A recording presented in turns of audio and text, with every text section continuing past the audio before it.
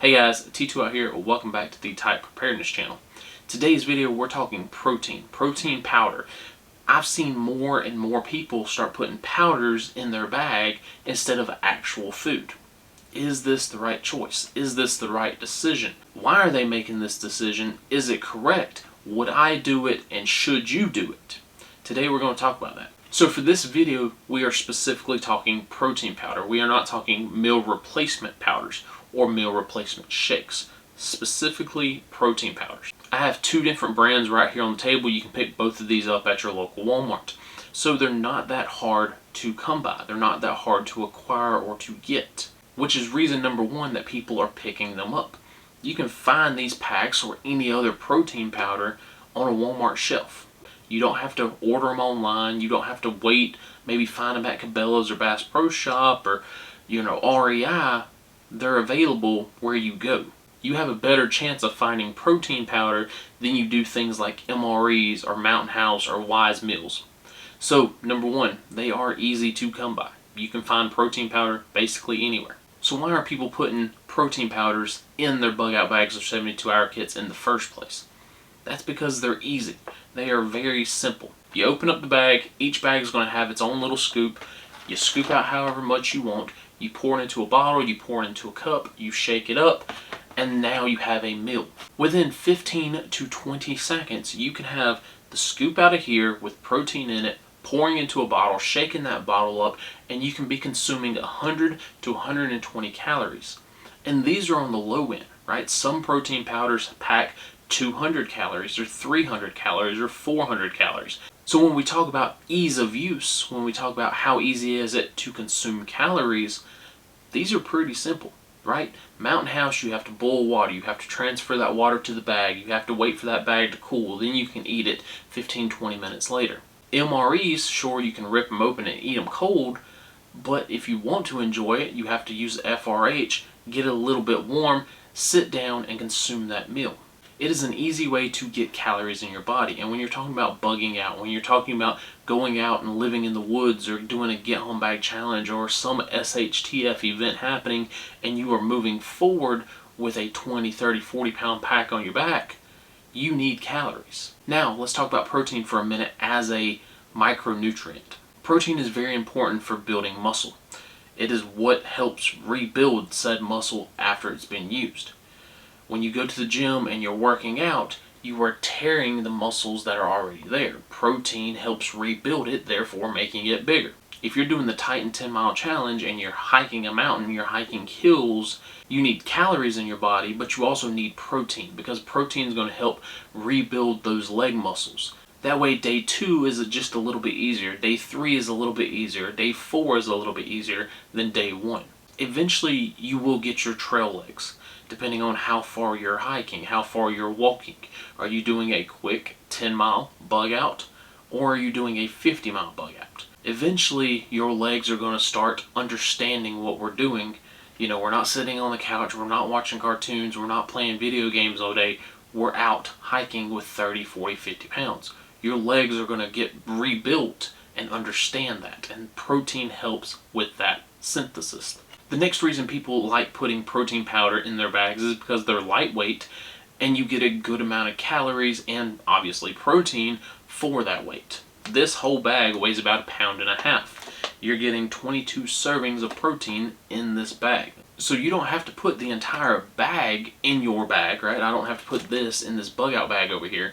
I can say, listen, I maybe want 4 or 5 protein shakes throughout my trip, throughout my couple of days of hiking. So I can get in this bag before I leave, scoop out, 4 or 5 days worth of protein and just have that instead of having this 1.5 pound pack. And so there's nothing wrong with putting protein powder in your bag as an additive. You see, maybe at the end of the day you want a nice chocolatey shake because you've had a rough day, and that's what this one can do. As an additive, these are great. Right? You have your main meal, whether that's an MRE, a Mountain House meal, a little Nor rice sides, doesn't really matter. You want this at the end of the day. You want this for breakfast. That is fine. But what I've seen more and more people do is basically just throw this whole bag in their bag with a shaker bottle and say, yep, I'm good to go. I got 2 days worth of calories right here in this one bag. What else do I need? You need more than just protein. Protein is not a good energy source. So if you take a pure protein like this one, and that's all you're going to be consuming for the next 3, 4, 5 days of your bug out, of your hike, of your get home challenge, whatever it is, good luck is all I can say. Yes, it's calories, and calorie is a calorie, but it's not a good source of energy. The human body will consume 30% of protein if it's acting as an energy source. So if I put 100 grams of protein in my body, which is 400 calories, 30% of that is being wasted trying to transfer it into an energy source.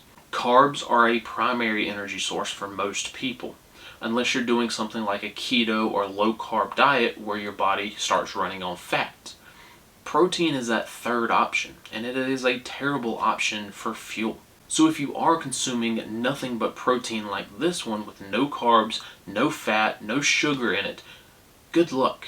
Your body is going to shut down quick. Maybe not day 1, maybe not day 2, but it's not going to have the energy it needs to complete that bug out. This one, yeah, 1.5 grams of fat and maybe 3 carbs is not a lot. You're going to burn off those 12 calories of carbs within a couple of minutes, especially if you're hiking with a 50-pound pack. So again, protein powders are excellent because they're quick, they're easy, they're affordable, you can find them on any shelf. As an additive to your bag. If I only want to take half this bag, maybe put it in a little Ziploc baggie and toss it in my bug out bag, that's great, that's fine. Now I have a delicious chocolate shake at the beginning of the day, at the end of the day, whatever the case is, maybe a mid-meal snack on my bug out. That's fine, that's perfectly okay. But I'm not going to take this entire bag, toss it in my bag and say, yep, that's it, that's all I need. I need this one bag of protein and I'll be set for 3 days on my bug out. Because that is a dumb idea. Yes, it is calories, yes, it is protein, yes, it will help you, but it will also hurt you in the long run. Now, if these were meal replacement shakes with carbs, fats, and proteins in them, and a good healthy mixture of all three, and you want to toss something like that into your bag, yeah, that would be different. But putting strictly protein powder as a whole in your bag, that is a no-go. So guys, if you've watched this channel, you know I don't like telling people how to pack or what to pack. You know, I can't tell you what you need in your certain area. But there's a lot of channels out here right now that are promoting this idea that just toss one of these in your bag with a bottle to put this in and you'll be good to go. Those people are terrible people. They're giving terrible advice. Yes, you need protein to survive. Yes, you need protein and it will help you out. But you need more than protein as well. So guys, again, protein powders are great as an additive, but don't let this be your only source of calories during some sort of bug out, get home situation. That's all I got for today's video. T2 out.